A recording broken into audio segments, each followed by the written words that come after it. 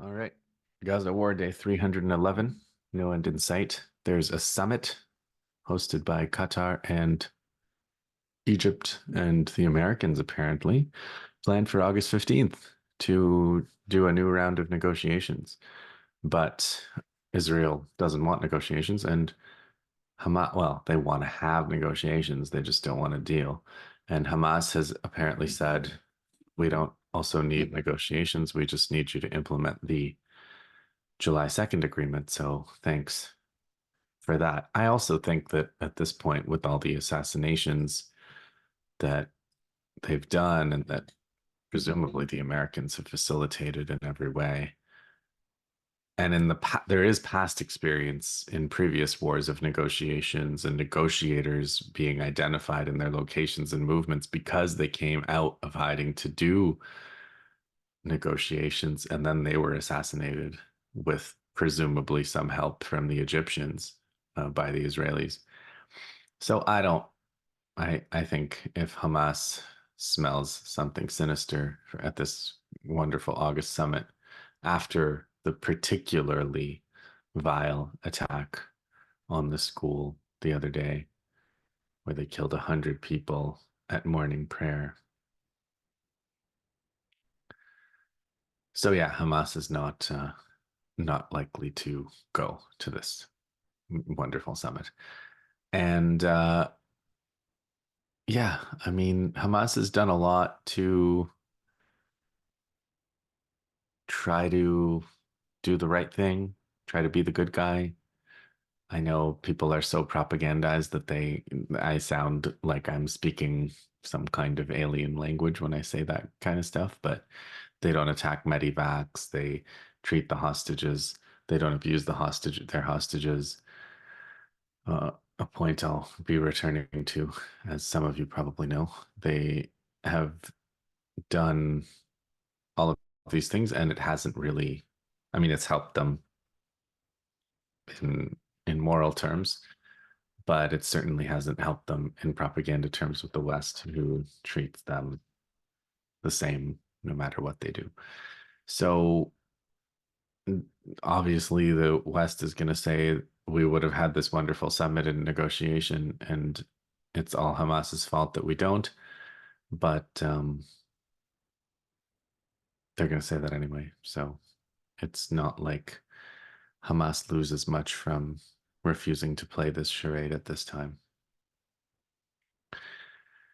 Another interesting development today, you probably saw the quote from the Minister of War, Yoav Gallant, who said, it's Israel that doesn't want a deal, and any talk of absolute victory, and the person using the phrase absolute victory is the Prime Minister, Netanyahu. And Gallant said, any talk of absolute victory is pure nonsense. Netanyahu apparently responded by calling Yoav Gallant, his own war minister, a security threat. So things are going great on the home front in terms of cohesion and unified decision making at the top. Speaking of the top, in Israel, a minister, I think it's one of the same two particularly genocidal ministers that they have, said we should turn Jenin into Gaza. There is fighting in Jenin right now. Not Ramallah is being invaded. There have been a bunch of abductions of PFLP, that's the socialist group, the Popular Front for the Liberation of Palestine, the PFLP. A bunch of senior PFLP leaders were abducted from Nablus by the Israelis. There was an operation in the Jordan Valley the other day, and Kalkilia, they killed a young prisoner who was released in the November prisoner release, and the Israelis killed him today in Kalkilia. Rafah fighting, Gaza City fighting, more ambushes. You may have seen the videos, tight ambushes and explosions on groupings of soldiers. Sniper, a really pretty amazing sniper video today from, I believe, Gaza City. So let's talk about the coming. Oh no, there is one other major piece of news. I think today will be a relatively short Sit Rep.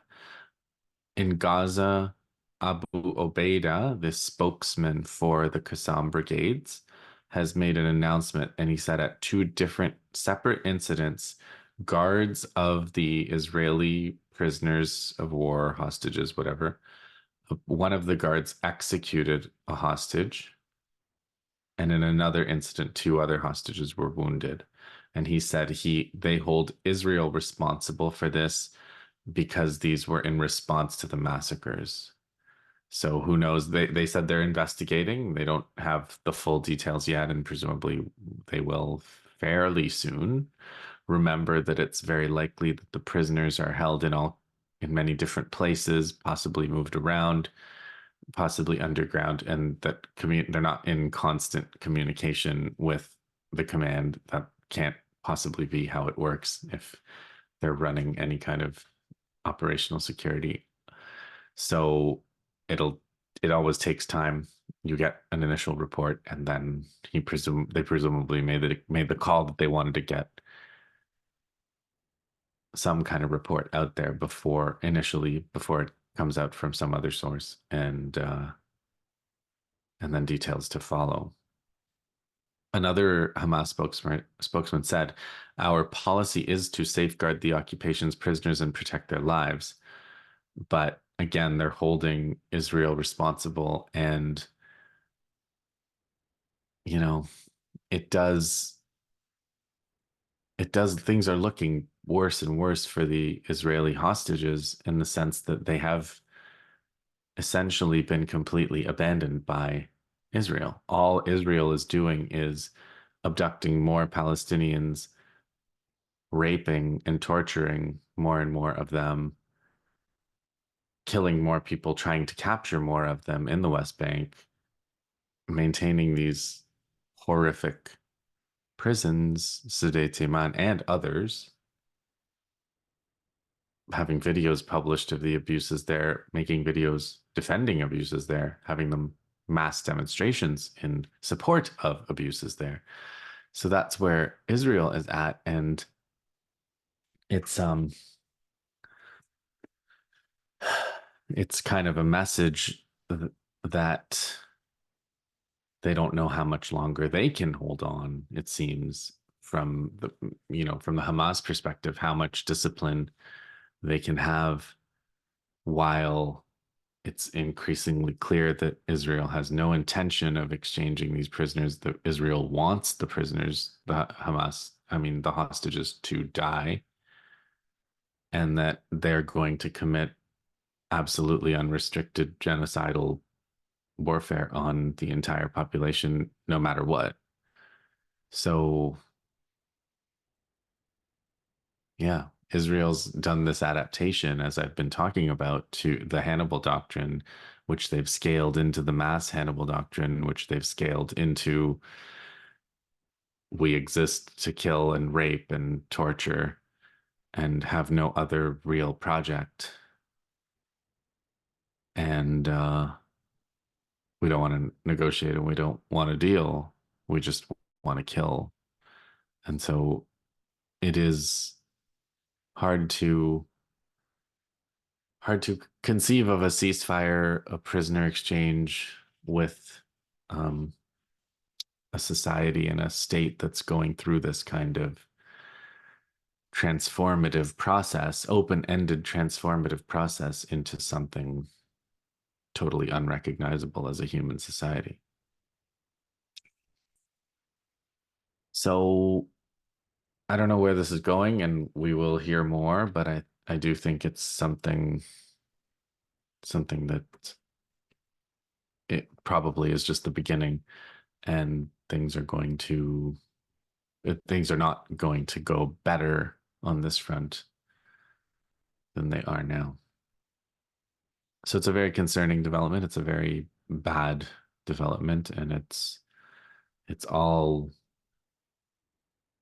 an outcome of Israel's abandonment of these hostages and their decision to simply use the rhetoric about hostages as a justification for genocide rather than to do a deal that could actually bring the physical alive hostages back to their families.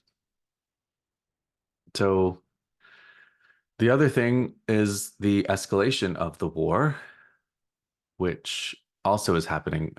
Some of the missiles and drones take some time to deploy, and there's some warning, there's some things that can be observed from aerial surveillance, signals, intelligence, and such as it is, those signals seem to indicate that Iran is preparing to launch drones and missiles. So they are whatever it is that they do as a prelude to launching these things, Iran is apparently doing. There have been statements from England and the United not the European Union and others that have asked Iran to maintain the calm. Maintain the calm. There was a statement co-signed by three of these European entities asking for calm. Apparently, it mentioned neither Israel nor Palestine, and someone made a joke on Twitter that they said by reading the statement, you would think that Hamas had taken hostages from Iran or something, because Iran and Hamas are in the statement, but Israel and Palestine are not. I would say more about England's position on the Iran's imminent attack on Israel, but nobody cares, so I won't. Hizbollah launched Katyushas, which is one of the most simple type of rockets, right? This is a Soviet era weapon. We've talked about it before. It was beloved by the Soviet Union when they were fighting the Nazis because the sound of the Katyushas apparently was this kind of howling sound that terrified the Nazi soldiers. And they launched so many of them that it seemed to have pierced Iron Dome. So there's a thing that Hezbollah is doing where they're experimenting with what it takes to saturate the Iron Dome. And the Israelis are driving these Iron Dome batteries all over the place on trucks, trying to get ready. The Americans, as I've said in the previous reports, sit reps, that the Americans have rushed everything that they have to Israel to try to bolster the air defense against Iran and Yemen. It's a little bit more complicated to try to bolster Israel's air defense against Hezbollah. It's just so close. But lots of Hezbollah drones have been shot down by Israeli air defense over the past better part of a year, and I imagine they will be shooting more of them down. But what Hezbollah is doing is this very methodical probing of the system, and some of their probes have gotten through. So Israel's at peak readiness, and their Iron Dome shield is being pierced by Hezbollah. Iran is preparing to launch. The Israeli hostages in Gaza are in new dangers as the genocide deepens and continues with no relief or end or possibility of a deal or exchange, but rather more torture and more quantitative abuse of prisoners being the main or one of the two main Israeli strategies, if you can call them that, of this war. The other being to just target children, target everybody, and bomb everything. I saw a photo of a machine gun attached to a crane. So Israel is trying to remote operate machine guns and just shoot them into populated areas without having to risk, again, soldiers' lives. So the cowardice, the what do you call it? The institutionalization, I guess, the weaponization of cowardice remains one of the main planks of the Israeli army. Gallant statement. Just a reminder, any talk of absolute victory is pure nonsense. And we have this upcoming non-summit, which is going to have neither of the belligerents on the 15th. So that is the report for tonight. It's short. And we're still in this intermediate period where we're waiting for the reply from the resistance to the assassination operations that happened a couple weeks ago now. So those are the events of tonight. That's my report. Hang in there. We'll see you in the next.